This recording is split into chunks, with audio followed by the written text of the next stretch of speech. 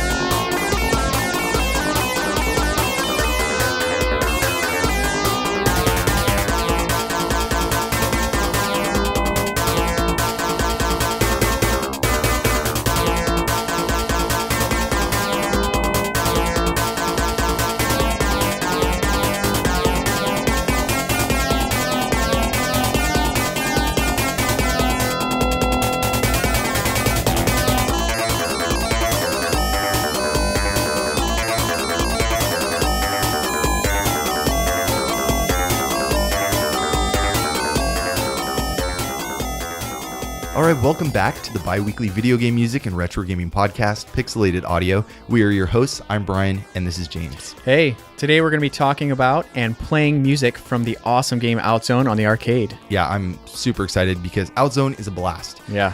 Incredibly well polished, but takes some serious quarters to actually get through it. Yeah, no, that's pretty typical for a lot of arcade games. Well, Toaplan, their games are notoriously challenging. Yeah. Frustratingly challenging, and think of Zeroing. I'm like, how many quarters must I have put in to get through stage one?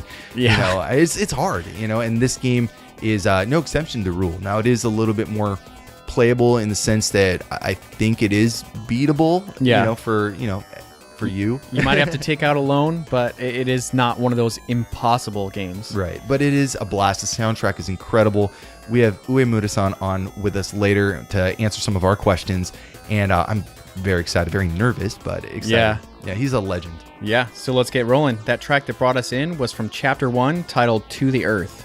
This track is, this is right when you start up the game. Mm-hmm. The first part of the song is actually kind of like the intro to the track. So there's kind of like two tracks in one. It's, it's short. It's like 10 seconds. But, right. They flow together so well, and they set kind of, the first one sets the second one up, that stage music. Mm-hmm. So we figured we should go ahead and, keep those together, keep them paired, keep them married. And that's how you'd hear it if you were playing the game anyway. So yeah. And one other thing I really like about his style and about this track is, some people don't like really splatty bass. Mm-hmm. I love it. It's really springy. Yeah, it's spongy. got some bounce to it. Yeah, it's got like a boing, like a little twang. I like that. But it kind of gets you like tapping your toes and bobbing your head, like you kind of feel like you become that bass sound, and then it just goes on and gets good energy, nice pace. It's not insane or over the top for like a first level, but it's got a good pace to it. It's heroic, and there's just so much good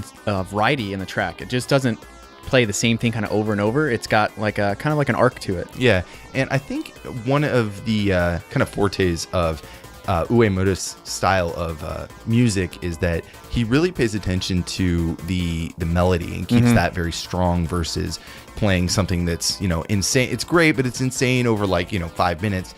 He really keeps it kind of dead simple, but does a lot with just that simplicity, and I think that makes the melody more stand out. Kind of, you can hum along to it. Yeah, a little shorter tracks that can be repetitious, but not in a bad way. Right. So another thing I want to mention here is that the music that we're listening to is actually recorded from actual hardware. So Right. I want to say thanks to CTR for hooking us up with that. It just sounds incredible, and it's always the best way when we can hear it through the actual hardware. So thank you very much, CTR. Yeah, thanks. Anyways, so let's get rolling on the game. Outzone is a 1 to 2 player vertical run and gun shooter similar to Commando or Akari Warriors, developed by Toaplan in 1990, published in Japan by Tecmo, and here in the States by Romstar. Yeah, Toaplan was a video game developer from Japan that opened its doors in 1984 and sadly closed them after filing for bankruptcy in 1994. Yeah. So just 10 years, but in that span of time, they created some of the most influential shooters around. They have Tiger-Heli, Truxton, Hellfire, Twin Hawk, Zero Wing, Grindstormer, Knuckle Bash, Batsugun, and a handful of others. But even though the company fell, its legacy continued on because many of its employees formed or were involved with companies like Cave, Aiding and Rising, Gazelle, and Takumi, most of which continue Toaplan's dedication to making amazing arcade shooters. Yeah, Toaplan really is just a legendary company, Right? And they also really pioneered the whole manic shooter genre and what it's become today in arcades. Everything. We're talking about the legacy of these employees that moved over to create these other companies or join in these other companies, and they're still producing kind of the same vision that Toaplan kind of started out. And I think that's pretty awesome. And yeah. we owe a lot to them. I mean, if you ask someone what's some of your favorite shooters around, they're going to be listing these companies. Oh, yeah. I mean, Cave especially is one of our big favorites. And to see that they have such a rich history stemming from Toaplan is amazing. Yeah, no, I agree. So let's go ahead and just jump into another track. We're trying to keep it a little short here because we got a pretty cool interview lined up. But let's get into our next track. This is called Pump Them with Bullets, and it's from Chapter 2.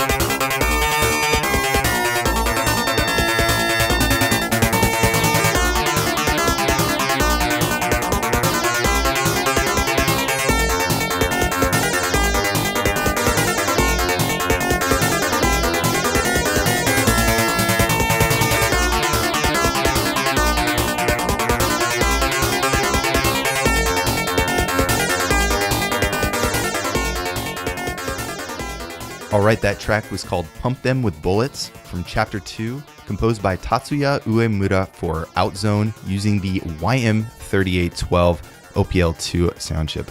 Pretty cool track. This, to me, feels like it's a battle that you're winning.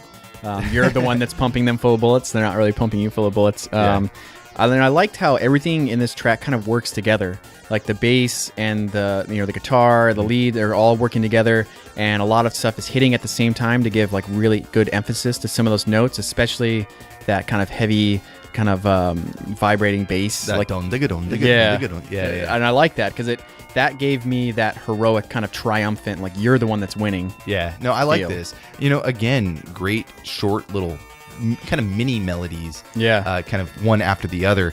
Very predictable, like section changes. He goes like A, B, A, B, B, B, A. You know, it's very predictable and it's very easy to listen to, but I like that. I like his simplicity because it makes it changing enough to where you don't get bored, but keeping it back to the basics where you don't get too overwhelmed. Do you know what I mean? It keeps it, I guess it's a more humble track. But I really like this. Well, I think that works well. It's not something we see a lot with shooters. Usually their music's pretty insane. So yes. I think that there's a lot going on, and this is a different kind of shooter that we'll get into a little bit later. But I think the music really complemented this game really well. And I think that simplicity is the reason why. Yeah, no, I agree with you. I think that, I guess it takes a slower approach to what we would see in a standard shooter, and the music is very reflective of that. So it's very cool. But let's talk about Tatsuya Uemura for a little bit. Yeah, we're going to be learning a lot about Uemura-san shortly, but for those of you that are unfamiliar, Tatsuya Uemura was both a composer and programmer, most well known for his time at Toaplan. One of his first games was Tiger-Heli in 1985. Oh, yeah. Yeah, I know that you got a sweet spot for that one. Yeah. There was also Sky Shark and Twin Cobra in 87, Hellfire and Zero Wing in 89, Outzone in 90, Dogyun in 92, and those are games that he's all responsible for the composition and programming for. That's insane. Yeah. I mean, both composition, it's a task in its own. Right. But being like the lead programmer for the game, I mean, that's a lot of work on your plate, man. Yeah, seriously. That's some dual programming on some pretty intense games. Yeah, a few of those games were with like kind of dual composed with Masahiro Yuge, and Zero Wing also had some tracks by Toshiaki Tomizawa. Yeah, and there's other ones, but those are some of his really well-known games. I'd say so. Tiger-Heli, I mean, just that game as a kid. So some pretty good memories. We used to play this in the arcade. We would. Me and my brother would get out of school and we would walk across the street. This is back when it was safe to, walk home from school. You could disappear for a while and no one got worried. Nobody cared.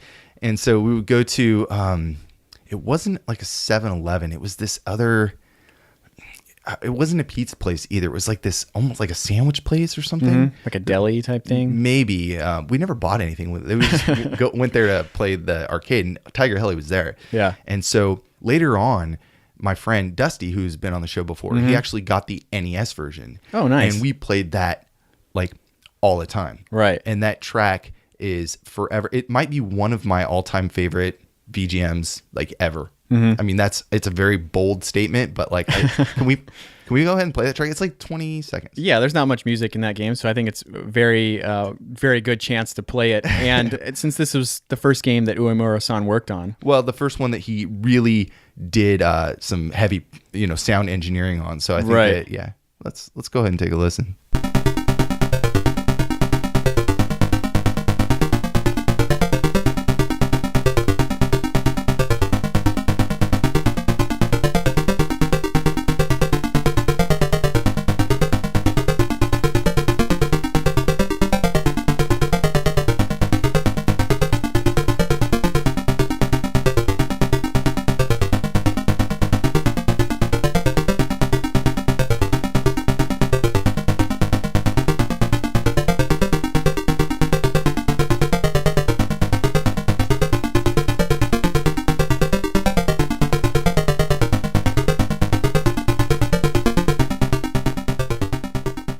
All right, that was Lookout from Tiger-Heli in the arcade, composed by the man of the hour, Tatsuya Uemura. Isn't that so good? Yeah, it's not a track that anyone would say has a subtle sound, but there are so many little subtleties to it, and I thought it actually even sounded kind of like helicopter blades. Well, that's the thing. Like, it's a helicopter game, yeah, and it has that sound to it, and I just think it's just wild. It's just so cool, and that's using 2 AY chips in tandem, which is totally cool. Very, I guess strong Japanese sound. But anyway, sorry to derail the episode for a little bit, but I feel it was on topic. Yeah, I agree. I think that was a needed little taste. All right, so back to Uemura. All right. Yeah, we have a lot more details, but we should probably leave some of his career stuff more for him to explain later.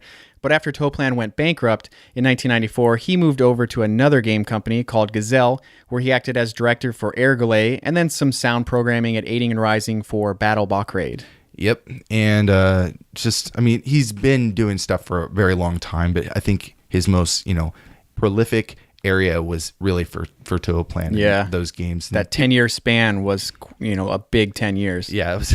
I mean, 10 years for some game companies, that's like twice their lifetime. Right. Some companies only last like a year, some are even less. So, Yeah, and with small teams, they were pumping out more than one game a year, which is pretty impressive. Yeah. Anyways, so, it's been a while since we talked about the YM3812. Last time we really kind of dug into it was on the Illusion Blaze episode that we did with the composer Sui Huang Ro. Mm-hmm. Yeah, and so since that was a while ago, it might be a good idea to do a little refresher on it. What do you think? Yeah. Yeah, so it was largely used in home computers, but it also made its way into a lot of arcade machines too. So the YM3812 is a 2-operator mono FM synthesis chip known as the OPL2. It has 9 channels that can be played simultaneously, each with an ADSR envelope generator. And each of the oscillators can produce sine waves that can be modified into 3 other waveforms. We talked about this before. I went into a lot of detail about how the different waves are manipulated. Those sine waves, you can cut them in half and stuff like that. So using the waveform select when programming the audio, you can distort the output, like inverting the negative amplitude. You can mute it, and you can also half that, creating this quarter sine wave, which basically looks like a sawtooth. Right. Anyways, back to the chip, 9 FM voices, and there's also a feature called rhythm mode, which allows the composer to sacrifice 3 of those 9 voices for 5 percussion sounds that can't normally be made in FM sound generation. So right, and I think that Illusion Blaze soundtrack, they did the entire one using that feature, right? Yeah, and I think most composers wanted to do that. It kind of made sense because you have these really strong rhythm sounds. Might as well use those for your drums, right? Yeah. So in this mode, you would only have the 6 FM channels, right? Because you sacrifice 3, you only have the 6. Now, what I find so interesting about the soundtrack is that Uemura, other than a few minor occasions, he never really uses more than 4 FM channels, even though he has 6 to choose from. Right. In fact, more often than not, he's only using 3. Yeah. So, I mean, really, he has like this whole canvas to work with, and he's just painting in a little tiny spot. Yeah. It's pretty awesome. So, real quick, in the fashion of this podcast, why don't we do a little tiny demo? Yeah. So if we take that last track from stage 2, we can see how brilliantly simple the song really, really is. So let's first start with just the rhythm section, and we'll kind of just add the other stuff on.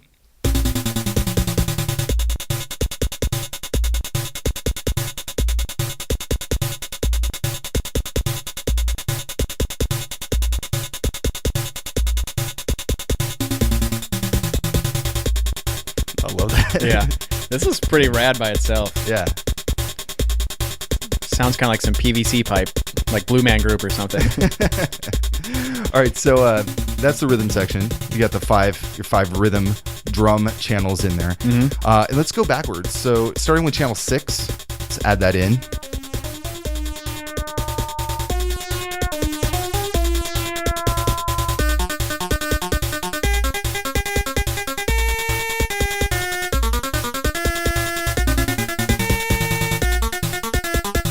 All right, let's add channel 5. Just keep getting cooler. It's cool, right? And then if we add channel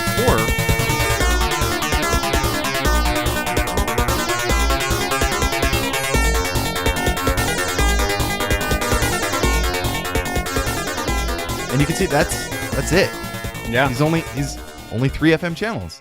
Yeah, that's pretty nuts. I mean, he does get a lot out of just those 3 channels. Yeah, and you can really hear like each channel, like, and what its role is in the track. And it just feels so much bigger to me. And maybe that's because the rhythm section really is so rich and fills a lot of those voids in the melody department. So yeah, I mean, but it is kind of it almost seems very rare to see that someone not using all the channels that they have in front of them and still putting out something that sounds so beefy and robust, like you were saying, that it feels full. Yeah. It doesn't feel like anemic or empty or like it's actually missing channels, which, I mean, he could have done so much more. Right. Oh, maybe we'll have to ask him. Yeah. Yeah. I'm excited to talk to him, dude. I'm a little bit nervous. Yeah, same here. Yeah, it's gonna be really cool though, because he's like one of one of those just, legends of VGM. So I think it'd be really awesome, really interesting to listen to. Oh yeah. I mean, like I was mentioning in our previous expansion pack, like I went through an entire phase where all I did was play shooters. So a lot of these were games that he's worked on. So yeah.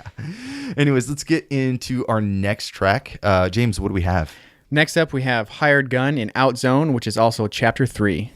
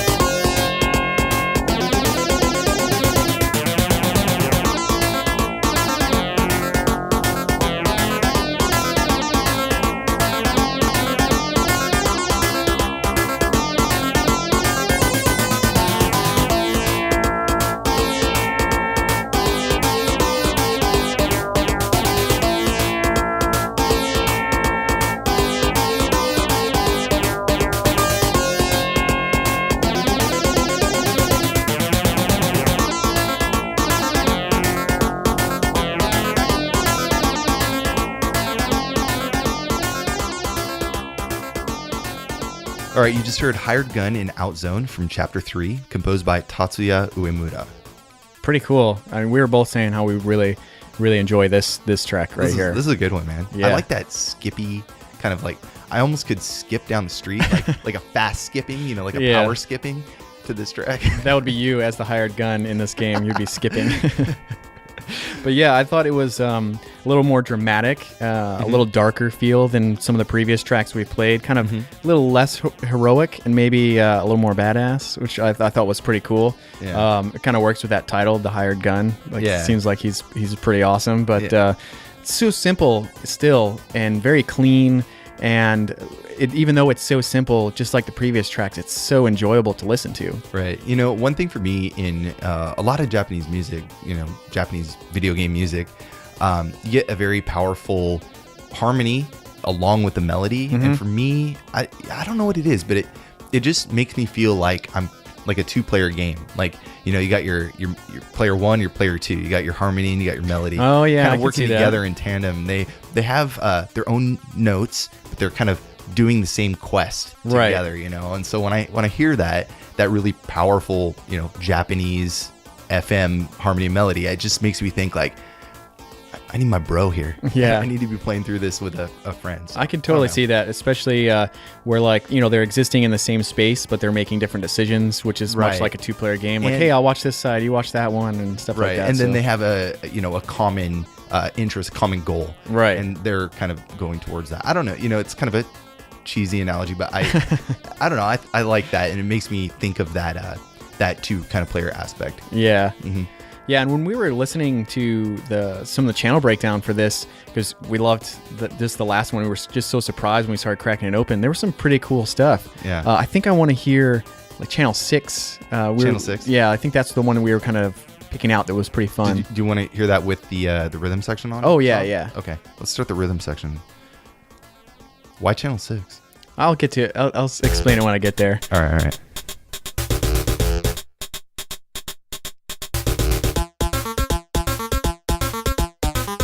when it gets into it a little bit. This is player 1 by himself, dude. Yeah.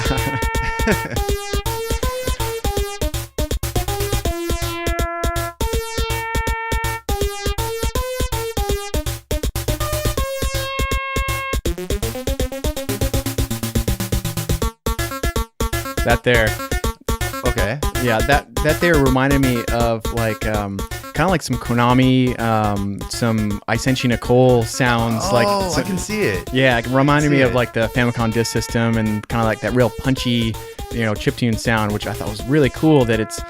I may not have noticed it that much when we were listening to the track in full, but just broken apart, I was like, oh man, that list reminds me of other stuff, and it's so cool. Yeah, it does have that Famicom Disk System, attachment sound. Mm-hmm. Totally. No, good call. Like, as soon as you said I Sent You Nicole, like, I see it. I see what you're saying. Totally makes sense. Anyways, pretty awesome. But let's talk about this game a little bit. We haven't really spent any time on it yet. There is a story. A little bit. You wouldn't really expect a lot of these shooters to have too much of a story. Yeah, not important whatsoever. Yeah. It's like the last thing you care about when you go to an arcade is reading text. Right. Well, and it's so unimportant that the US version of this game actually cut most of what little story this game had to begin with. So the basic story of the game is that in the year 2097, Earth is repeatedly attacked by very strong aliens. So in the face of certain death, the UN commissions the creation of these legendary death squads consisting of these really awesome cyborg soldiers. So in the US version, they pretty much cut all of that, and you're left with just a single screen that says, "We hope you destroy them all. Stand by. Ready. Good luck." That's it. So you don't know who you are, why you're being dropped off. You probably don't even realize that you're a cyborg. Yeah. Because if no one tells you that you're a cyborg, you just look like a dude. So yeah. Well, I mean, the title screen kind of has like some. Yeah, but that could be like armor or like some type of like cool goggles and like awesome futuristic tech. I mean, because this does take place almost 100 years from now. That's awesome. Classic. Yeah. All right. So game's a blast. It's totally fun to play it. Yeah, because the story, they didn't really want you to do much. They wanted you to jump right into the gameplay.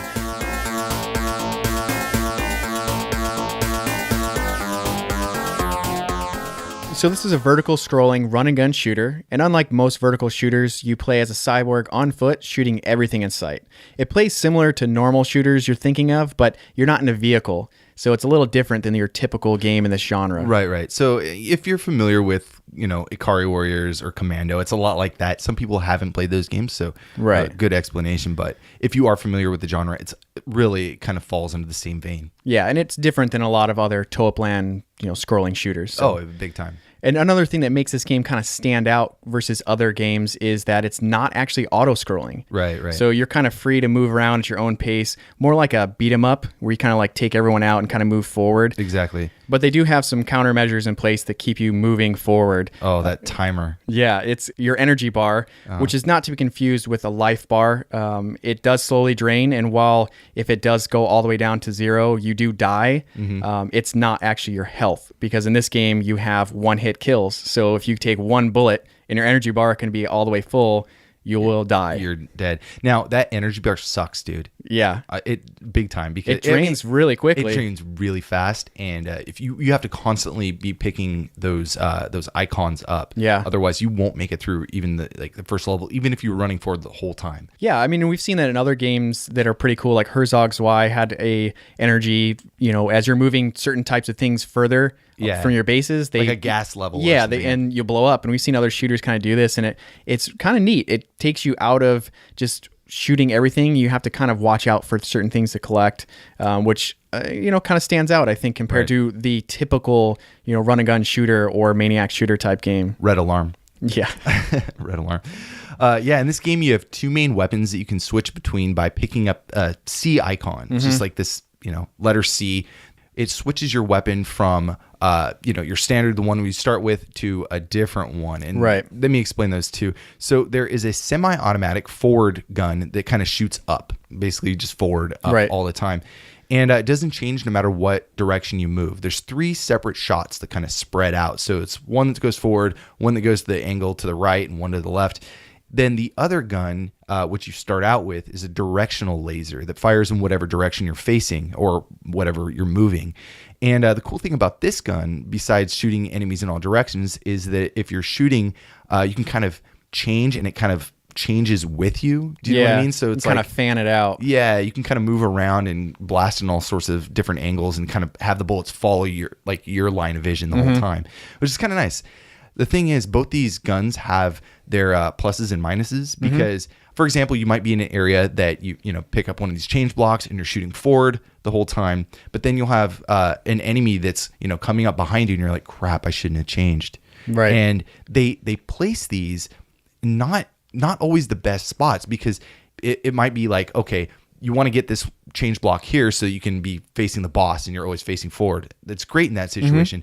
But what if the player had the forward-facing one beforehand, and then they got the change block and they're battling the boss with the lasers that go all directions, and it's not helpful. So because while you're dodging the boss, you're not able to do any damage to him, which would be helpful because you would always be shooting forward with the other one. Right. So it's really important to kind of know the level to figure out when to change that. So do a run through, play through it, and then kind of think in the back of your mind as you're playing, like, oh, should I have changed here or not? Because that definitely screwed me up many times. There'd be like swarms of enemies behind me, and I had just changed to the weapon that only shoots forward. I'm like, well, okay, I'm pretty much just a sitting duck. Yeah, it's funny how you can kind of start to believe that the developer is your friend. And when they've designed this game to kill you, and then you're like, oh, they put these energy drops and they put these different change weapons here and there that, like, I'm totally going to get it like every time. And they're like, haha, that's what we wanted to do. So now you're going to die and have to put some more quarters in. God, Toaplan is famous for being very deceptive with their energy drops and stuff like that. I think there's a lot of games that you may get a power up that's actually, a negative effect on you. It's like a punishment drop. Yeah. Toaplan is just, they're just those guys, man. They know how to piss people off. Yeah. Well, and it's a nice little added layer of complexity to this game where, you think of a lot of vertical scrolling shooters, you typically get to just shoot straight forward anyway. So you might be thinking, oh, this is going to be a gun that's going to work really great for me. But since you're playing as a player on foot, you don't have the full range of the screen to just go all the way to the right to shoot this enemy that's hidden behind something. Right. You have to wait because you might have a simple footpath that's between like a canyon or something. Like a bridge. Yeah, and so you can't shoot over there unless you can actually tilt your gun. So I think that was really cool. That was one thing I picked up on right away, that like, this is going to have some replayability because I'm going to get better at this level just by picking the right weapon. Right. There's like some puzzle elements or tricks kind of thrown in that really make it a little bit more of a, you got to plan it out as you play. Yeah. And like you would expect, not only can you switch weapons, but you can upgrade these weapons with a P icon. So we have another icon in the mix here. So we have the E, C, and P. Right. And this does a variety of different things depending on what color the icon is when you pick it up. So there's red, which gives you 1-ups. There's pink, which is a super ball, which is pretty awesome because it acts like a destructive shield that circles you until you release the fire button, and then it goes forward, destroying everything in its path. I don't think I ever got this one. I don't think I did either. Yeah, I got the next one. What is that? There's the pale pink one, which is very similar in color because it's another type of shield, but it's just a basic shield. Yeah, and that'll stay on you, and it'll take like one bullet for you, and then you lose it. Yeah, so like doubles your amount of hits you can take. Yeah, right. Then there's yellow, which is a super powerful but limited range attack, which is pretty nice. Now, this one I did get too. This is actually, I think one of them is like a flamethrower, and so it's only like a fifth of the screen, but you can just kind of whip it around. It's like, destroys everything right around you. There's also green, which is probably one of the most helpful. It's an energy extend bar, so it adds to your bar, making it a little bit longer, plus completely refilling it. And then the last one is blue, which speeds you up. And like most games, this is actually not a very good thing.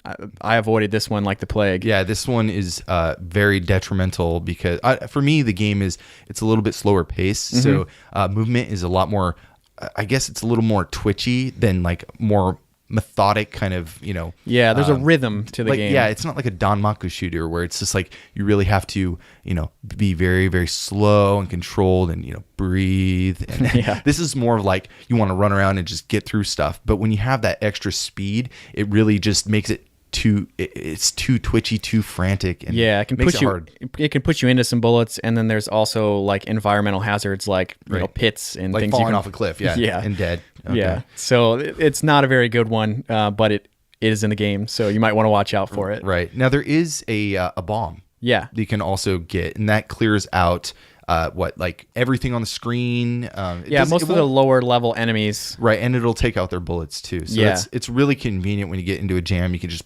and clear everything out. Now, that does a lot of damage to the main boss, and I think that saved me a few times, but it's not going to like completely destroy him. You still have to really grind on him for a while. So so essentially that's the gameplay from this. It's not terribly unique, but it also is actually pretty different for the genre. Oh, and especially for Toaplan, a lot of their games are like, we were saying before, stick to the traditional kind of forward-scrolling space shooter, and this takes a little bit skewed approach. Anyways, let's get into our next track. We have a track here from Chapter 4 called Soldier a GoGo.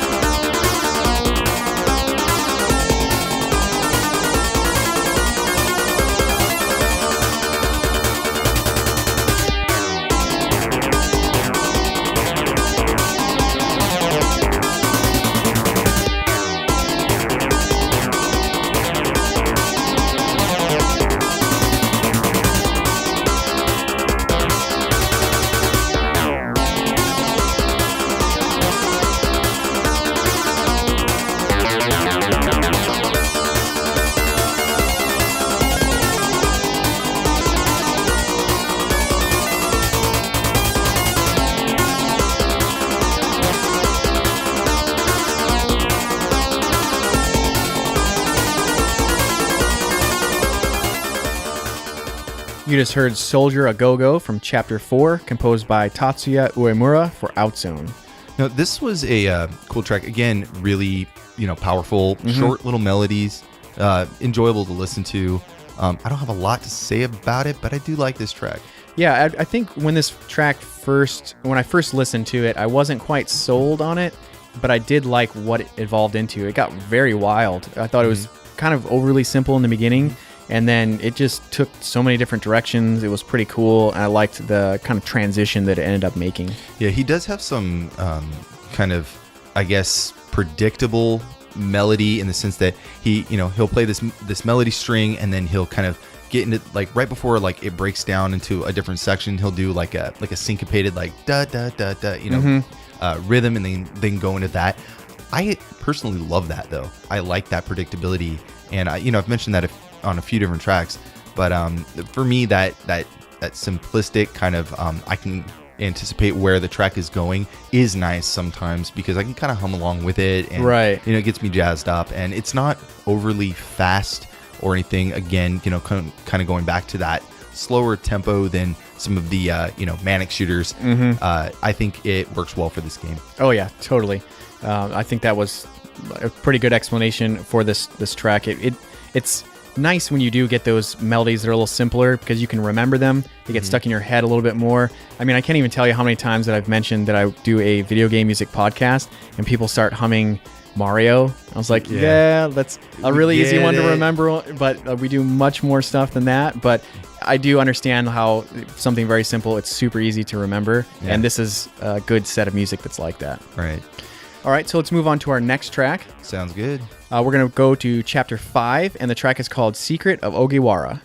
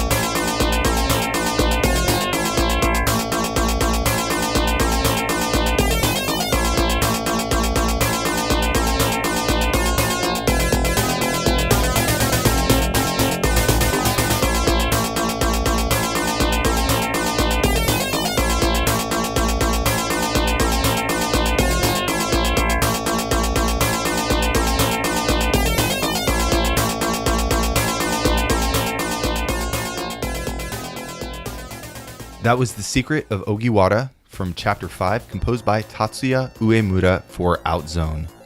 This is a very different sounding track, I think, from the beginning. Much more different. It's got really driving bass line. It's almost got a little Egyptian feel to me. I totally picked up on that a little bit. Yeah. But I thought it had almost a boss-like feel to the beginning, so much more dangerous. And then it gets a little bit more heroic, but it felt a little too simple for me in that part. But then when it kind of gets back into that more dangerous feel again, it's a little more complex. And then the track builds to this really cool, dangerous, complex sound that I liked, especially towards the end. I really like the track a lot. You're right, though. This is a simpler track out of, all of his tracks are pretty simple, but like I said earlier, it's a brilliant composition. This is probably the simplest of the lot, and it's still really, really interesting. It's fun to listen to. Yeah. That driving bass line that I mentioned really, I think, is what adds that boss feel. It's like that da da da da da da da, and it just keeps punching and really like pounding into your chest. Yeah, it's a cool track. I can appreciate a really simple track, but compared to what it grew into, I just really love the end part of this track just so much more. Yeah, this whole soundtrack is incredible. I think it's excellent. This is probably my least favorite, but that's still, the bar is really high. Yeah, we had a lot of trouble like narrowing down which Uemura soundtrack to actually do. We could have done an episode. I mean, we can do an episode on any one of them because, I think it was like last week or something. We were just like, should we do one on like Hellfire, or should we do an episode on Outzone? And it was kind of just like, let's do Outzone. It's fun. I mean, we could have literally picked anyone. Yeah. It's all excellent stuff. Anyways, let's talk about the graphics of the game a little bit. It's very beautiful. Yeah, this is always one of my favorite sections. Being a visual person, I always like the great look of a lot of these games that we end up playing. It is a beautiful game. Yeah. Oh, this game, it's exceptionally beautiful. I really enjoy it. Toaplan did a really good job. And this game's video system can do 4 layers with 256 sprites that can be anywhere from 8x8 all the way up to 128 by 128 pixels. So each of the sprites has a priority value of 1 to 15, which is shared with the layers. And because of this, we get those really interesting layer effects like in Zero Wing, for example. Yeah, it shares the same hardware with a few other Toaplan cabinets, like Zero Wing, like you said. There's Truxton and Hellfire. And this is using a 68,000 main CPU at 10 megahertz with a sub Z80 at 3.5 megahertz, something like that. Yeah, I mean, in this game, really, like we mentioned, it really shines. It is a gorgeous game. The sprite work is insane. The color palette is awesome. Just the organization of this game is insane. I think the title screen, there's that dude kind of like, holding up his, like, putting on his jacket or something. That might be one of the coolest sprite dude like images ever. Like that's cool. It's really cool. Yeah, and because this is a vertical cabinet, it allowed you to have a more vertical orientation, like a portrait, right? And so it gave you a lot more space to get more of a large body image in there, which I thought it really shined, and I really enjoyed the title screen of this game a lot too. Yeah, no, I saw so I was at a website that had a sprite or a map of the full levels, like they did the whole layer or the whole background layer of the levels, and just kind of looking at that, man, they really there's not a lot of repetition. They really put a lot of thought and change stuff up all the way through the levels. It's insane how much sprite mapping that they had to do, but and for an early shooter, so 1990. I think when you play the game, you can pick up on that, like that everything feels new, and you never really know what's going to be beyond the screen that you can see, and you're always kind of surprised that it's really cool. Yeah, they did a very good job with their color choices to help accentuate all the different areas of the level, making it readable as well as making it visually interesting. Yeah, and very creative boss designs as well. Oh, yeah. Very cool stuff. All right, so let's get into our next track, and then we'll talk to Mr. Uemura-san for a little bit. Pretty excited, pretty nervous. Ooh, I was going to say, I got a little bit more nervous just by you saying that. All right, so this is Close to Finish from Chapter 6.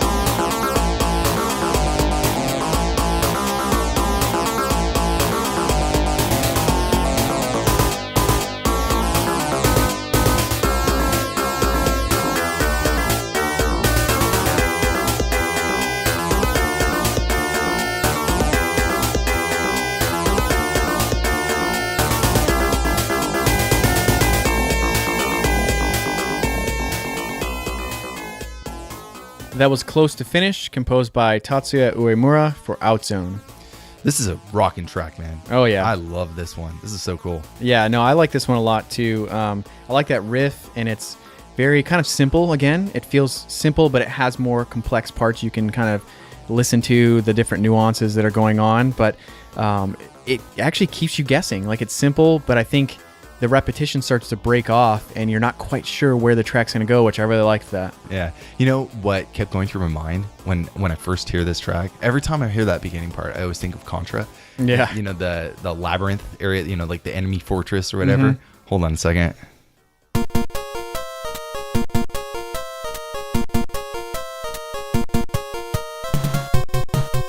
Yeah, dude, that one. Yeah.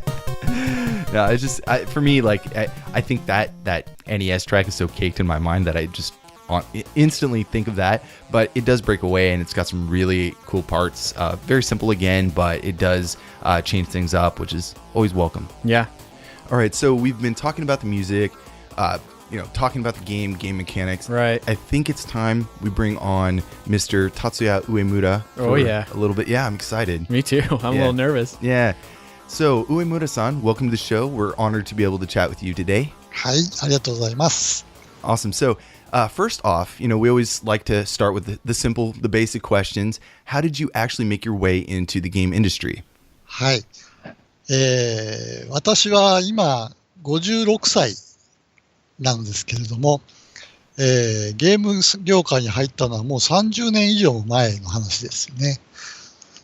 で、私はその前、学生時代にロックバンドをやっていて、あと将来的にはその音楽に関わる仕事をしたいなとずっと思ってはいたんですけれども。Well, now I'm 56 years old, so it's been more than 30 years since I got into the game industry.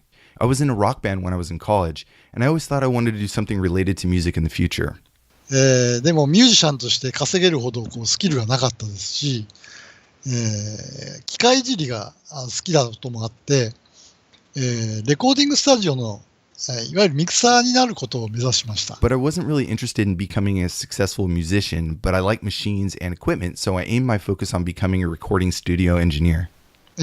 それで最初はその仕事に就くことができたのですけれども、まあいろんな問題があって、残念ながらそこのレコーディングスタジオはすぐに辞めてしまったんですけれども、その時代、レコーディングスタジオの中にもコンピューターがいろいろ入ってきてた時代だったんですね。例えばミキシングコンソールのフェーダーが勝手に動き出すようになったり。And I was pretty lucky because I landed a job fairly quick, but it didn't last long because the company had some problems and ended up closing. But this was right around the time that computers were starting to be used in recording studios, For example, the mixing console fader information could be stored and adjusted automatically. 今では普通にそのコンピューターで操作するようなことが徐々に始まってきてた時代だったんですけれども。Nowadays, that's kind of the standard, but at that time it was just taking off. そういう時に、仕事を探していて、コンピューターサウンドデザイナーっていう仕事の募集があったんですね。Anyway, so I started looking for a new job and came across an ad saying wanted, computer sound designer. で、その当時日本ではアーケードゲームを楽しむ店っていうのはゲームセンターって日本では呼ぶんですけれども、そのゲームセンターっていうのは割と悪い人たちが集まってくるような場所にあってですね。And in Japan, an arcade is called a game center. And it was usually in some dim-lit downtown area where young troublemakers would gather. あまり社会的にビデオゲームっていうのが悪い方向のイメージがあったんですね。で、その当時はだからゲームメーカーも自分たちがそのビデオゲームを作っているっていうことを隠して募集することがあったんですよ。And video games were kind of looked down upon or had like a bad image. So what developers had to do to hire people was kind of mask or hide the fact that the recruitment was for these positions, which was exactly the case for this ad I found. で、私が見つけたそのコンピューターサウンドデザイナーっていうのも、その一つだったんですけれども、日本ではそのデザイナーっていう言葉が、普通はグラフィックデザイナーその絵を描く人を指す言葉だったので、So, for example, at that time in Japan, design was only a term used for like an artist. So, like graphic designer, something like that. だからサウンドデザイナーっていうのは何をする仕事か全然わからなかったんですけれども、でもコンピューターサウンドデザイナーっていうこと限りはコンピューターもサウンドも両方使うのかと思って、とても興味を持って、その会社に入ってみたら、初めてその会社がゲームを作るところだっていうことを知ったんです。Oh, wow. で、それがオルカだったんですね。Alright, cool. So he says, when I saw sound designer, I had no idea what that actually meant. Was it somebody who worked with both computers and sound? Like, how does that actually work? And it wasn't until after entering the company that I learned the position was for a video game development company. And that was Orca. That's funny that you had to start the job to figure out what the job was and like that it was in the game industry. Yeah. But Orca didn't last very long, right? はい。ただ、入社した後というよりも、入社した時にもうすでに倒産してたんですね。びっくりしたことに。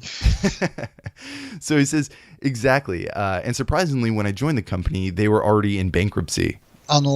新宿の NS ビルっていうすごい大きなビルがあるんですけれども、そこにオルカがあったんですね。で、こんな大きなところにあるんだったらすごい会社だろうと思って入ってみたんですけど、Orca was located in the NIS building in Shinjuku. It was a huge building, so I thought, man, this is a really big time company. 入って1週間ぐらいでエレベーターに名前がなくなっちゃったんですよ。So he said, I'd only been there a week and I showed up one day and noticed the company was no longer listed on the elevator directory. Uh-oh. で、これどういうことかなと思ったんですけど、社員の人たちは何も教えてくれないので、何も知らないままずっと僕たちはそこでいたんですけれどもね。So he's like, I was like, what the heck happened? And none of the management said anything to us. So we just kept showing up for work anyways. Wow. で、その間僕たちはゲーム開発について何も知らなかったので、プログラミングについてずっと教えてもらってた期間だったんです。I didn't really know anything about game development. And since I was still new, I was basically just training every day there anyway. So I ended up learning a lot from the other Orca members.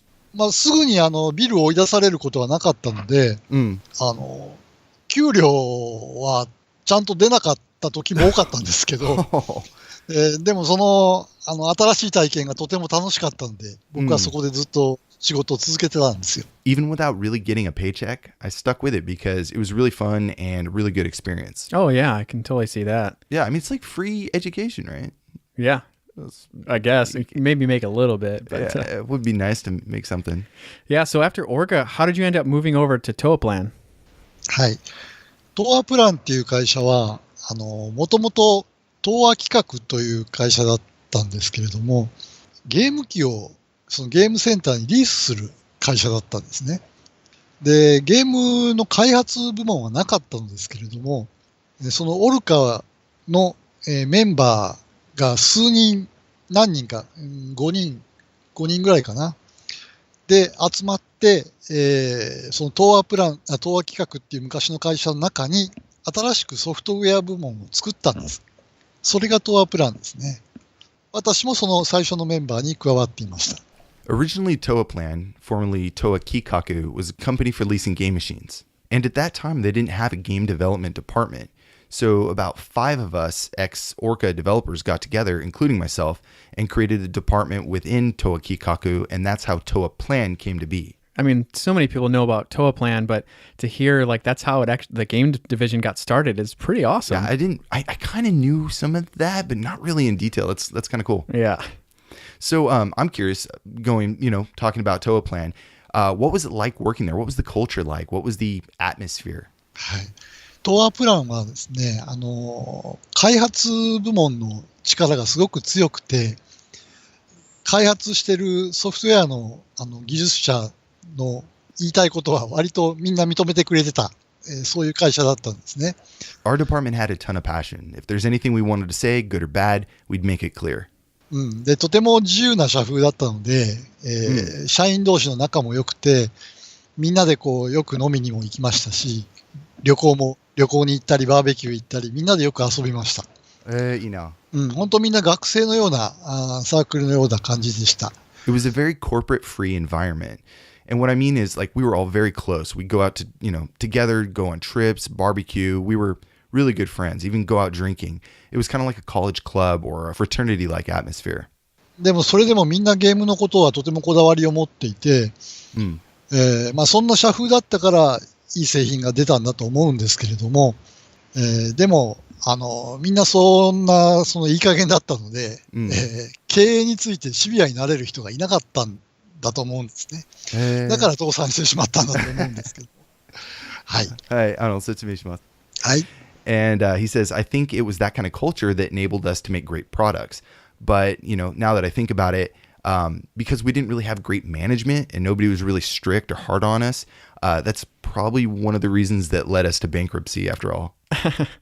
You can't really think of too many fraternities doing too great in the business world, but I mean, being inexperienced and getting to do what you want and have a lot of freedom, that's got to be pretty awesome and actually breed a pretty good, culture within the community. Yeah. Pretty nice. Yeah, I agree. And is this around, so, you joined Toaplan. Is this around the time that you started doing music? そうですね。学生時代にバンド活動はしてたんですけれども、自分で作曲するようになったのはトアプランでの仕事が初めてですね。Yeah, that's right. I was doing stuff in a band while I was in school, but it wasn't until Toaplan that I started composing and arranging myself. So prior to this, did you have any interest in music or take any special training? 音楽に関わる仕事はしたいとずっと思っていたんですけれども、自分が作曲者になるとは思ってませんでしたね。Well, I thought I wanted to do music, but I never saw myself composing. で、子供の頃に電子オルガンを習っていたことはあったんですけれども、それ以外に専門の音楽教育を受けたことはないんです。I had some electronic organ lessons when I was a kid, but other than that, I never really had any special training or education in music at all.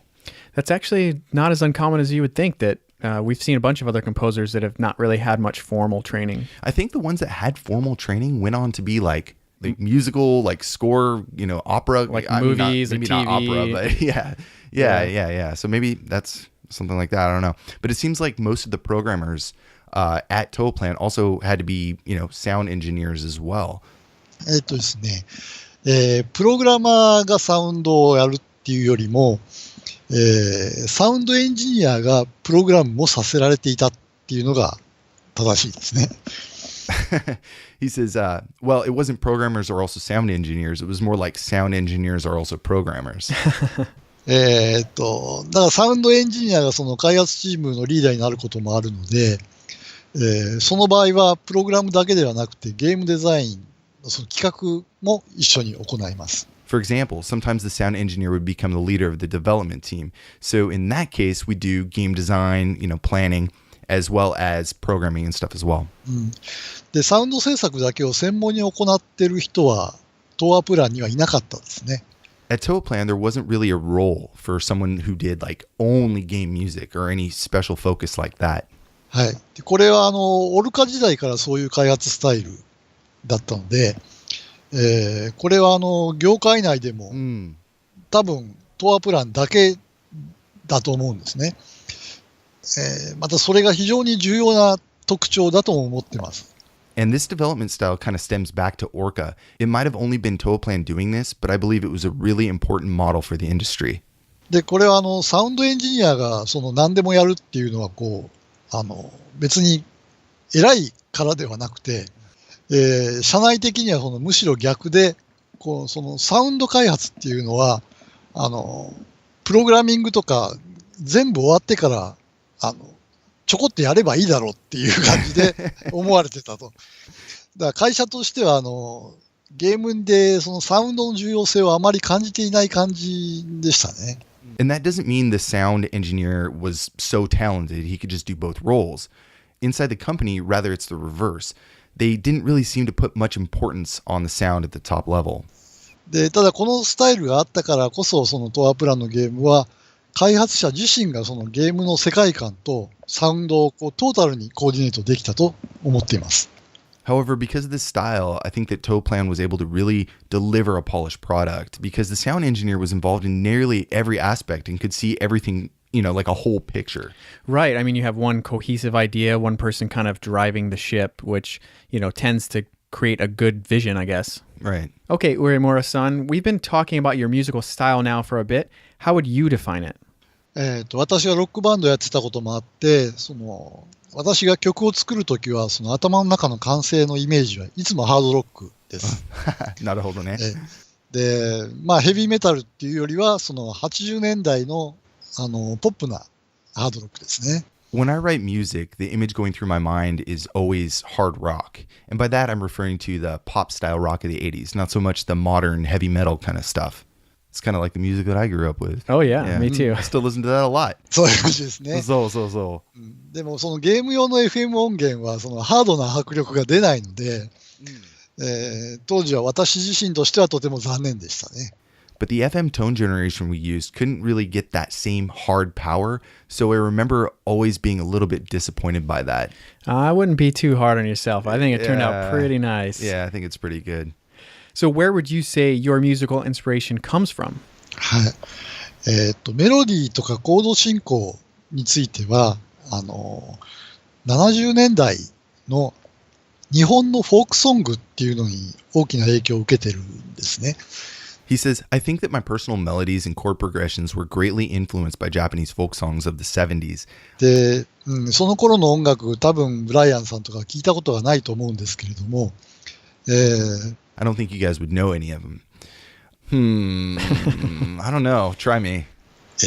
かぐや姫とかって知ってます？ Kaguya Hime? Oh yeah, no. No idea. 知らないよね。今度そのリンクを後で聞いてもらうと分かると思うんですけども、すごく悲しくて、綺麗なメロディーの曲が多いんですね。で、そういうのが僕も好きで育ってきました。But yeah, there were a lot of folk songs like that with a sad yet beautiful melody that were important to me. Something like enka? 演歌じゃないけど、演歌の部分もあるかな。演歌、僕は演歌をハードロックでやったらきっと僕のような音楽になるんじゃないかとも思います。Well, not exactly enka. Well, I guess enka kind of had a role in there too. So to rephrase that, I guess I feel that my style would be kind of like if you combine enka with hard rock. はい。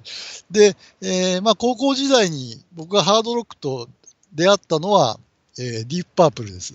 だからディープパープルが一番影響を受けてると思いましたね。で、ギタリストとして好きな人は、日本人だと春畑道也っていう人がいるんですけども、多分知らないと思うから、外人だとすると、マイケル・シェンカー。Deep Purple was really my first encounter with hard rock when I was in high school, so I'm sure they had a major impact on me. Now, if we're talking about guitarists, on the Japanese side, it would be Michiya Haruhata. But for the Western side, I'd have to say Michael Schenker. Oh, that's the guy from UFO and did a bunch of stuff with the Scorpions. Right. His older brother is still a guitarist with the Scorpions. Oh, that's awesome. Yeah. 僕は大好きなんですね。He says he's a huge fan too. Nice. Yeah, no, I love Scorpions. Oh, same here. Anyways, so while we have you on, Uemura-san, we'd like to play a track and get some of your thoughts and opinions on it. So the track we're going to play next is called Get the Last Laugh, and this is composed by Tatsuya Uemura.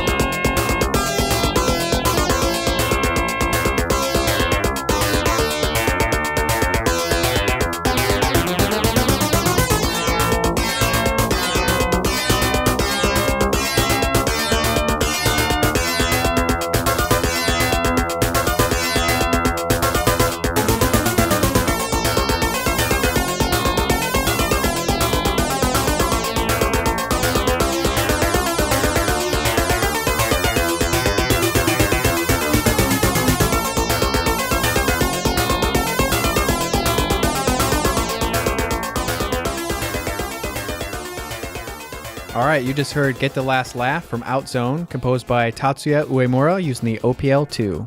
This track is pretty killer. Oh, yeah. It's super forceful and very dramatic right from the start. Yeah, I like the bass line. It's really just, it's a dun dun dun dun dun dun dun, and then you got the harmony and melody kind of bend out. It's almost like they're slightly wanting to go out of tune, but they jump right back in. And right. It just really feels like you're going towards the end. Everything's triumphant and really powerful, and the end is in sight. And I don't know, I just loved it. Yeah, it just has such a great, cool mix, and it gives it this dark, heroic drama type feel, which I really like. Yeah. So, Uemura-san, could you tell us, in your own words, a little bit about this track? はい。すごく珍しい曲を選んできましたよね。He says, wow, you guys picked an uncommon one. みんな難しいシューティングゲームが多いので、最後の曲ってあんまり聞いたことがある人がいないんですけども。そうですね。I mean, there's a lot of hard shooting games, but there aren't really many people who could make it all the way to the end to actually hear these tracks. でもアウトゾーンはその中でも割と難易度が低い。僕の作ってきたゲームの中では簡単な方だと言われてます。だから聞いたこともある人も多いんだと思うんですけれども。But I've heard that Outzone was actually one of our easier titles, so maybe there are a few more people that actually heard this. I think easier is just a relative term. この最終ステージが終わったら、そこでエンディングがあって終わってしまうゲームだったと思うんですけども、だからストーリーがここで完結するんですね。だから一番最後の決戦のクライマックスを感じるような曲として、作りました。This is definitely the final stage at the end of the story, so I aimed for a song that gave me the feeling of a climax during a decisive battle. Oh yeah, I mean you can definitely tell that this is from the end of the game. It's so dramatic and hard hitting, and yeah, it goes back to what I was saying. It's triumphant. It just feels like the end is in sight. ちょっと質問していいですか？ He says he's got a question for us. Oh, okay. この Get the Last Laugh っていう英語のタイトルがついてますよね。これ僕がつけたタイトルではないと思うんですけど。あ、そうなんですか。誰がつけたんでしょうね。そうですよね。So this is Get the Last Laugh, this English title. I'm pretty sure I didn't come up with that. I wonder who did. No, we've definitely heard other composers say that they didn't come up with these titles for these tracks, and they're kind of odd sounding. They're a little over dramatic sometimes. Yeah, I mean, the marketing team, I'm sure, they want to sell a product. They're like, we can't just make it BGM 7. That doesn't sound as cool. Yeah. This is the last level. All right, let's just slap this on there. Get the last laugh. Steal it from one of our imported American magazines. Sell it. 何だったかな、ちょっと覚えてないですね。最後のステージか。ちょっと忘れました。ごめんなさい。All right, so moving on, the next question we have is something that we're always pretty interested in. So when you're starting a new composition, what's your process like? Can you give us a few details? トアプランの音楽を制作するスタイルとして開発者が音楽を作るっていうのがあるので、開発者の方からこういう音楽を作ってくれって言われるわけじゃないんですよね。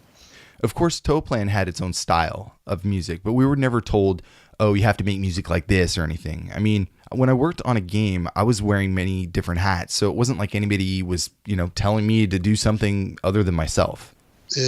ゲームはもう頭の中にあって、それに自分が合うと思った曲を作るので、自分が頼まれて作るわけじゃないですよ。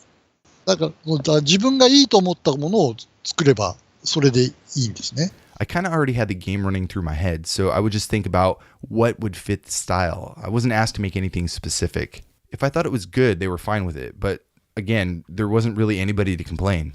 で、僕は音楽の専門教育を受けていないので、頭に浮かんだ曲をすぐ楽譜にしたり、楽器で演奏したりすることはできないんですよ。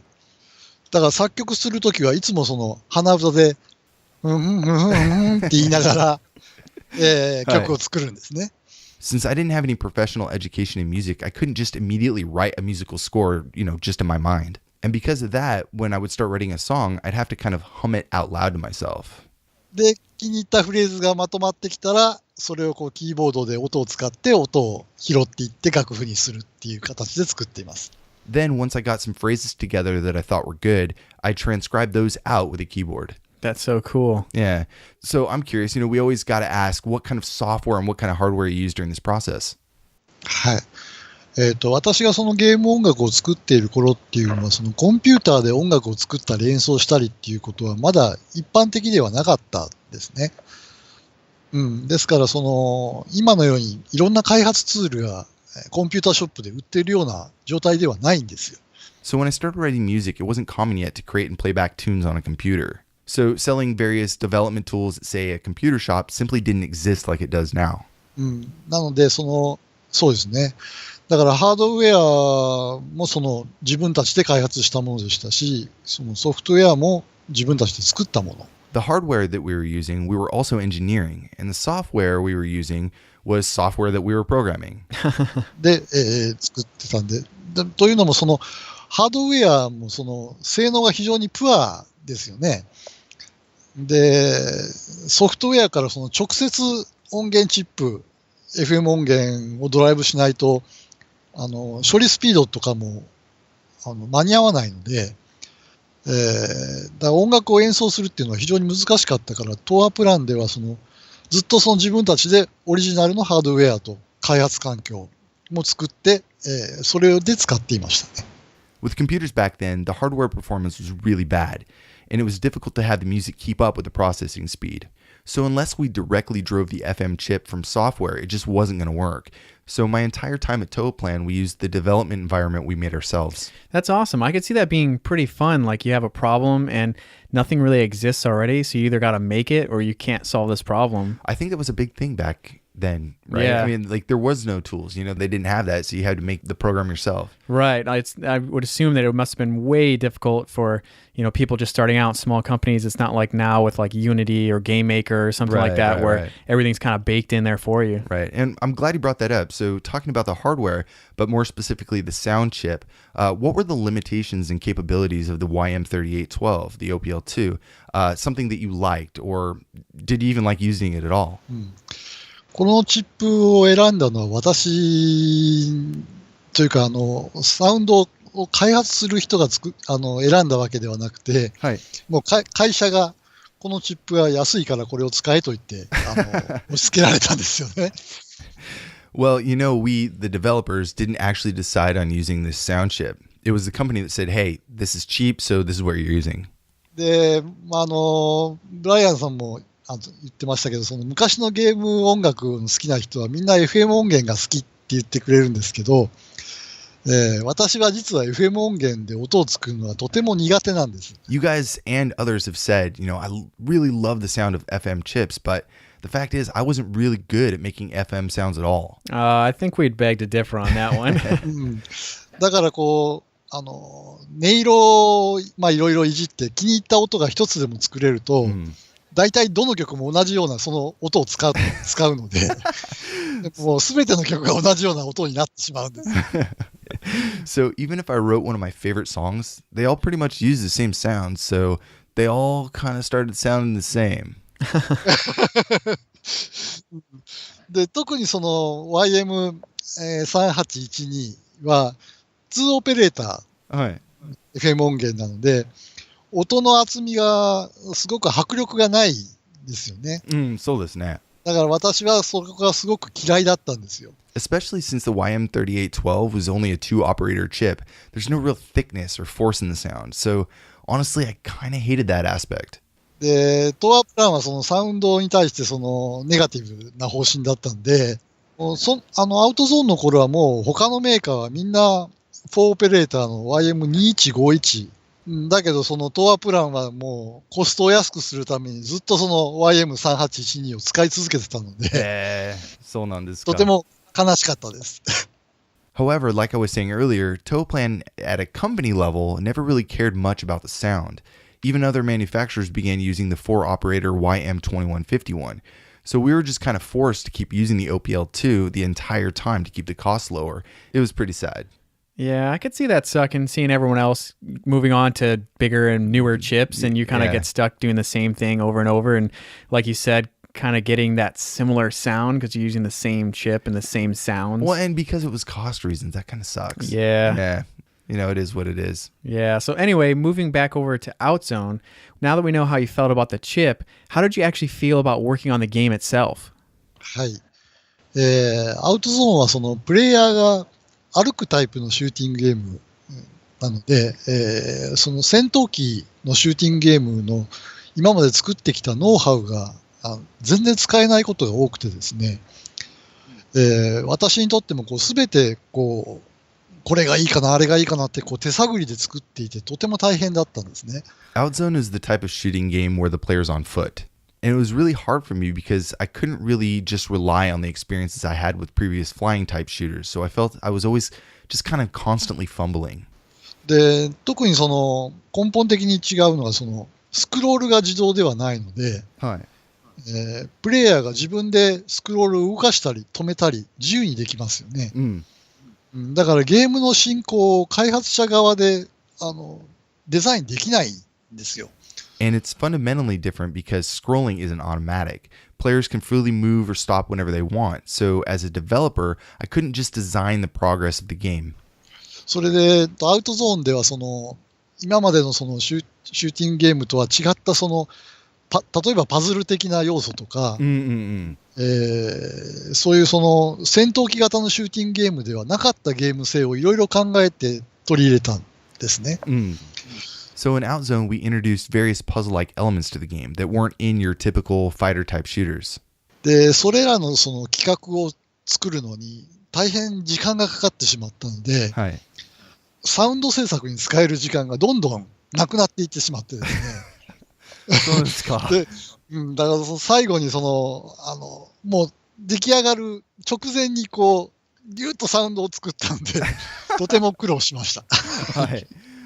And because it took a lot of time to plan those, the time I would normally use for sound production was rapidly getting smaller and smaller. So really, I barely got the sound done. I kind of just squeezed it in there. It's funny how a game that's constantly challenging you can end up being so different and unique because of those challenges. Right. Especially if you've been doing it the other way the whole time. Right. You know, doing fighter shooters and then all of a sudden you're working on a on-foot thing. You know, yeah, totally flip your game. Yeah, you got all these new limitations you have to think about and new gameplay aspects that didn't exist in other type shooters. Oh, yeah. So we've been listening to the soundtrack today. We absolutely love it, but we want to know what your favorite soundtrack is that you've composed or one that has kind of special importance to you. はい。今回のインタビューでそのずっとアウトゾーンの話ばっかり出てるんですけども、その今までも話したようにそのアウトゾーンが一番苦労して作ったんですね、僕としては。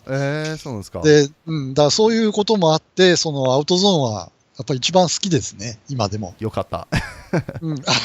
でももし自分でこうプレイするということになれば、多分こう歩いてるタイプよりもツインコブラやフライングシャークのようなこう戦闘機型の方が好きではありますけどね。I know in this interview we've been talking about Outzone, but as you can see, it was probably the most difficult product I've had to make, so it's safe to say that Outzone is my favorite. Now, if we're talking about just playing the game, I'd have to say I really like Twin Cobra or Flying Shark. Oh, both of those are great, but that's so awesome to hear that all these limitations and that short amount of time didn't let any overthinking happen, and you just turned out with a great soundtrack. Yeah, sometimes when personally, when I have to struggle to get something done, it's usually the most rewarding, right? So I can definitely see that. And I'm really stoked that we picked another soundtrack that the composer is, it's a favorite. So yeah, that's always nice. That happened a couple times now. Yeah, we're kind of on a streak with that. Yeah. It's pretty awesome. And we could have done any of these soundtracks. They're all excellent. Oh, yeah. An amazing, amazing library of music.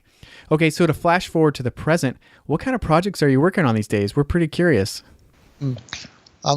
仕事としては、その、14年前に、実は私が一人だけでこう、モバイルゲームを配信する会社を立ち上げて、昔のその、日本でいうガラケーってわかります？はいはい。セルラーフォンの時代。Work-wise, 14 years ago, I started my own company for creating mobile phone games. This was like the pre-smartphone era. その今スマートフォンが全盛になって、コンテンツがみんな無料になっちゃったじゃないですか。なので、収益が激減してですね、もうここ数年がほとんど業務をしていない状態なんですね。だから残念ながら今現在はゲーム開発には私は全然関わってないんです。But as smartphones became more popular, free content became more and more common and profits started dropping pretty quickly. So almost all work stopped after a few years ago. だからゲームのプロジェクトっていうのはやってないんですけれども、そうなったから逆にその音楽を仕事じゃなくて、趣味として始めるようになったですね。Yeah, so I'm not involved with game development at all these days. It's actually flipped. I started doing music as a hobby instead of work.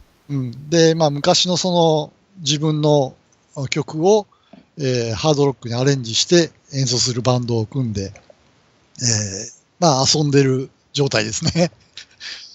いや、だから今は仕事としては、音楽を作っていないけれども、とても楽しんでます。So I'm having fun organizing bands that, arrange and play different game music for my old compositions. It's a lot of fun to just kind of play around now. That's so awesome. I look forward to the day that I can go back to drawing for fun. There's so many things I wish I could go back to and do. Anyways, I had a lot of fun. Oh, yeah. Talking. I learned a ton. This was excellent. I'm so excited that we're able to share this with everybody. And really interesting talking to you, Uemura-san. James, you got anything else? Yeah, I do have another question that's a little bit off topic, but I don't think I could live with myself if I didn't ask. Oh, no. It has to do with zeroing. Oh, no. So I'm curious to find out if you're aware of the really poor translations that came to the U.S., and if you are, did you find it frustrating or kind of funny that even though you worked on a game for so long that this ended up happening? あれはですね、なんだっけ、We are All your base are belong to us. そう。あれ、僕は初めは知らなかったんですけども、世界中でなんか話題になってるっていうのがネット上で見て、びっくりしてるんですけど。So at first I had no idea for the longest time, but then it started showing up on the internet everywhere and I was completely shocked. あれはですね、多分トアプランの当時誰が書いたかは覚えてないんですけど、多分その海外にそのゲームを売ってた輸出の担当の人が、その作った文章だと思うんですね。そうですか。多分英語力がなくてそうなってしまったと思います。すごく恥ずかしいです。I'm not exactly sure who wrote that, but we had a department that dealt with international sales. So it was probably one of those guys there that had like no English ability whatsoever. It was totally embarrassing. Well, it ended up turning into an amazing thing for the gaming community to laugh at and their games, I guess. But like I think we laugh along with it, right. Because everybody loves that quote and yeah, I think it's funny, Well, yeah, I think some people, they hunt out Japanese games or games from other countries to find funny little things like that, but this game was littered with them. It doesn't take a whole lot of hunting because you could just walk anywhere in Japan and see poor English all over the place. Right. Anyways, Uemura-san, thank you so much for sharing your experiences with us and providing some insight on Toaplan and your compositions. We had a ton of fun. Oh, yeah. So much fun. はい、こちらこそありがとうございました。Anyways, so going back to the game, let's shift our focus back over. A lot of people really like it. There's a ton of fan sites and stuff like that. Even at the time it came out, it was received pretty well. Sinclair User and Your Sinclair in 1990 both gave it really high reviews, like 85 to 84 out of 100. So yeah, they said it was hard as hell, but it's an excellent title to try. Oh yeah, like it's just so good. You just have to play it. And this game appears in 1001 Games to Play Before You Die. And if you're not familiar with that whole series, it's listed in chronological order. So Outzone falls between Pilot Wings for the SNES and Powermonger on the Genesis. So you can kind of see some other must-play games that were out of the time, which is pretty awesome. Yeah, that's a really cool list. I mean, I disagree with some of them, and of course. I wish there was some added in. But I mean, 1001 Games, if you did play everything on that list, I think you're in good shape. Yeah, they do have some games that are more modern generations because they kind of cover up to the like range, 2010, I think. So there's a lot of games, I think, in the more recent list that I'm kind of like, I don't know about that one. Yeah. But most of their older games are just like rock solid. Top notch. Yeah, like must plays. Usually when we do a game or we talk about a game, we always talk about a sequel. In this situation, it's a little bit different because this game actually, there's some word out that this game has a sequel, and it's called Fixate. And this and Outzone share some similar gameplay, but there's no official word on this. The graphic style is very, very different, and there's no mention or relationship between the two games. So Toaplan, they had other sequels. They made official sequels to their games, and they were always very obvious about it. So, Truxton 2, yeah. Exactly. It's more like they just wanted to use the game mechanics again and for like newer hardware, or maybe it worked really well for Outzone, and they're just like, hey, let's make another game like it. Yeah, I mean, we said people loved Outzone, and we talked about how this game feels very different for the genre. So, I mean, if I made this game and it did well, and then years later, I was like, I would totally want to try this again and see about refining it, try out some new hardware, some different, tricks and tips. I think that would be a very smart choice. That would be a very good selling point, right? So to me, it's, I guess, more of a spiritual sequel. Yeah. Just like the idea continued, but, there wasn't really a direct connection. So anyways, Uemura also said that he didn't think it was directly related, but he also didn't work on it. So I guess we'll never know unless we talk to somebody at Toaplan or from Toaplan at that time. Yeah, but I think it's a pretty fair guess to say that it's just two games that have similar gameplay style. I think so. I think that's fair. And if you believe it really is a sequel, let us know, because we could be wrong. I wouldn't spend too much time fixating on it. Oh no. So this soundtrack, though, is pretty rockin', and it got a physical release. Oh, yeah. It's funny because Pony Canyon in 1990, same year it came out, they released a dual CD. So it was Outzone, combined together with Snow Bros. Yeah. Stylistically, it's very odd. I mean, especially if you look at the cover of this CD release. I mean, you have the very dark... Cyborg from serious Cyborg, and then you have Snow Bros, which is just so colorful and cute. It's just so odd. Yeah, Pony Canyon put this out.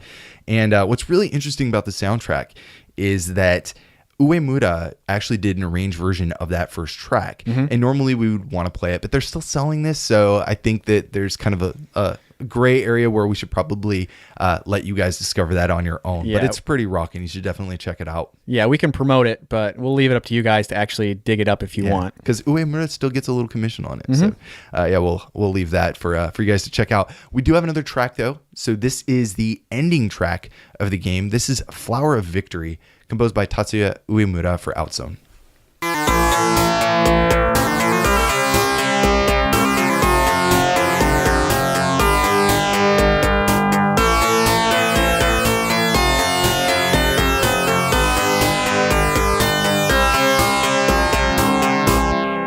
You just heard Flower of Victory, composed by Tatsuya Uemura for Outzone. Now, this is a very short, but sweet track. I like it. I really like it. Yeah, I loved it. It was kind of mellow, but still rocking, and it was just nice. It's got that edge to it, that like an electric guitar just kind of wailing and ready for like the finale. Just it kind of lets you get off all that extra built-up energy you had left in one short little track, and it's over. Yeah. So typically we end the show with like the ending track, but we have another track that we wanted to usher in this time. Change it up a little bit, but I think this ending track was really cool, and the game doesn't really have an ending either. It doesn't have much of a story. It doesn't really say much at the end. It switches right back into stage one right after you beat it. The Japanese version, there's some text. It says something like, good job. Make sure you enter your name in the high score list. That's it. Try it again. Yeah, like that's it. Yeah, you see a lot of arcade games that if you beat the game, you still have credits left over. They just start it all over again, and then that'd be a rip, man. If you had like $1 in the machine still, and like it's like game over. Yeah, sorry, you lost your money. Well, but if you beat it, I mean, I can't imagine too many people that actually beat this in an arcade in real life. I think just beating it and seeing thank you, like we're gonna keep what money you have left in the machine. Yeah, it's still worth it to me. Well, like Uemura was saying earlier, he's like, you picked an interesting track because there's not many people that would even hear this. Of course. And this ending track, I'm sure, is even if you just made it to this point, that knowing that you got through it is enough satisfaction, you know. Yeah, and I think that's one thing I've always loved about this show too, because there's a lot of early games I have nowhere near good enough to beat. Pretty much most games on the NES and Game Boy and stuff like that. So pretty much most games. Yes. In general. So like you fall in love with the game and you hear those first couple tracks, and if you're into game music, you're like, oh yeah, I really like that. But you know, unless you're digging up a lot of this stuff online, you may never have heard most of the songs in a game. Right. And then this way you get to hear them, you get to hear them in context. And for me, that's always great, especially if, you know, a game like this that I've never actually beaten. Yeah. It's challenging. I haven't actually got through it myself. Yeah. I got really far. I got like stage 4 or 5. Yeah. And then I was just like, oh, maybe I got to stage... No, I think it was like 5. Yeah. And I was just like, oh man, I got to like put this down. Like my eyes are starting to twitch and I'm just like getting too jumpy and, you know, anxious. Yeah. But yeah, really cool track. Anyway, so today we covered Outzone in the arcade, composed by Tatsuya Uemura using the YM3812 OPL2 sound chip. If you want to know more about the show, you can check us out online at pixelatedaudio.com for show notes and track lists. We can also be found on Facebook, Instagram, Twitter, and Twitch at Pixelated Audio. Yeah, the Twitch has been really fun. Yeah. Yeah. I'm getting set up. It was a little frustrating at first, but it's actually a lot of fun now. Well, you got a computer guy just a few houses down, so Yeah. you don't have to worry about computer trouble. You know. Yeah, I would have never been able to figure this out on my own. So Well, I'm glad we got it going because we were streaming just the other day. Well, now that you guys hear this is probably a month ago. We're streaming some PC-88 stuff. You were streaming some Tailgater, which is on the really Game cool. Boy, yeah. Like tweets and stuff. And Yeah, it's try just to for keep you fun. informed. Yeah. Also, leaving comments, feedback on the website through iTunes is always appreciative. Also want to give a shout to VGM Rips. If you guys want high quality, sample accurate video game music, and go over to the website vgmrips.net. Tons of stuff. You can rate packs. Just a lot of fun. A lot of really cool stuff for discovery as well. Yeah, it's always great. I'm always finding new stuff, or it's just a really convenient way to listen to stuff that I already love. So it's just super fun. All right, so we got one more plug. Kind of a big announcement for us, actually. Yeah, something we wanted to try a little differently, I think, this year. Yeah, so we have started a Patreon, and this James and I aren't trying to make money from this show. Right. We're not. This show will always be a not-for-profit entity, but there are expenses that add up. Me and you have put a ton of money into, a sizable portion. Yeah, of for just money. two guys that have our day jobs, we've put a couple $100 into equipment. We've had some issues with some of the equipment that have had been replaced. There's Right. things that we'd love to upgrade that we think could improve the show, and we have some ideas that we think might make it beneficial for people that want to be patrons. So. Yeah. So if you guys like the show and you want to support us, check it out and see if there's, you can donate 10 cents. I think you can go as low as you want, right? Yeah. And so we're not expecting to make any money out of this, but we would love to have some of you guys that like the show to, help us, our equipment, stuff like that, and make it just a more enjoyable experience for everybody. And again, we are going to continue doing things the way we always have. We're going to have composers on, just weird, obscure, focuses, Right. and some well-known stuff. And Yeah, like we're always going to continue doing our regular episodes. They're always going to be for everyone, not patron only, but we do have some ideas for like some behind the scenes stuff, some early access to things, stuff like that we think could be, a nice little bonus for people that want to throw a few bucks towards the Patreon. right. So if you want to, help us out, if you do like this show, we'll have a link on the website and you can check it out there. If you're new to the show, make sure to check out some of our past episodes, like Expansion Pack 17, which was really fun to get back to doing some expansion packs. Right. We also had Alicia Dragoon on the Sega Genesis Mega Drive, which What a was an great amazing soundtrack. one. Yeah. And then we had Bongayo for the Dreamcast. Yeah, that was fun too. It was a lot of fun. Yeah, so the track taking us out, like we said, we're going to mix stuff up a little bit. This is the name entry track. It's called Eternal Life. And this is actually longer than the ending track. So Yeah. we figured it would be a good one to throw your way. Yeah, and some of those name entry tracks are actually pretty rocking. Pretty awesome. We play a bunch of them usually, but this one just sounds like a really great ending track. You guys let us know what you think. Thank you guys so much for listening, and we'll see you in a few weeks for the next episode.